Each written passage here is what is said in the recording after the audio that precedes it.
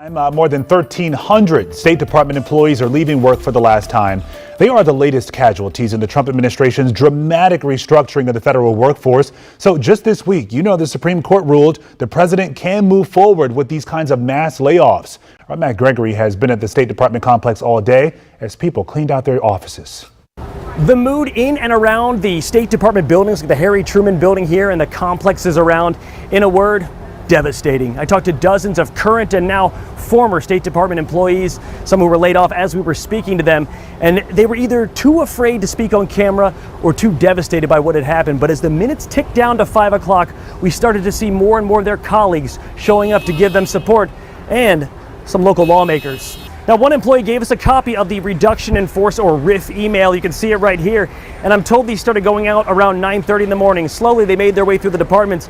Now, we walked from building to building, speaking with current and now former employees at the Truman building and other annexes, and we found them hugging, shedding tears, some unable to process what happened today, some saying they expected it for weeks. And then we came out to the Truman building around 4 o'clock, and that's when a small group of current employees, retired employees of the State Department, started to gather to show their respect and support for the laid off workers as they came through. There was clapping, hugging, crying, boxes being laid off and boxes being taken into vehicles. And as we watched it, we talked to one retiree and we wanted to know, why don't they want to tell their stories? Why don't they want to speak? And this is what he said.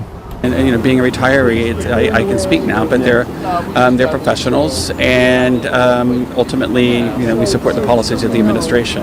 I think this policy, however, of RIFs, of skilled diplomats, skilled foreign service officers, and civil servants is a travesty.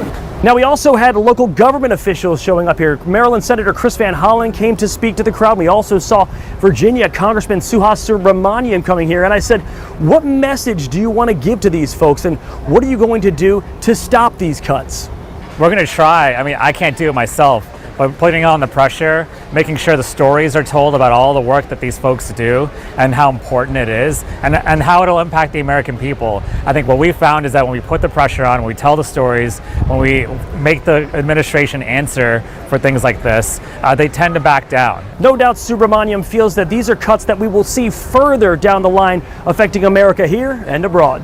Outside the State Department, I'm Matt Gregory, WUSA 9.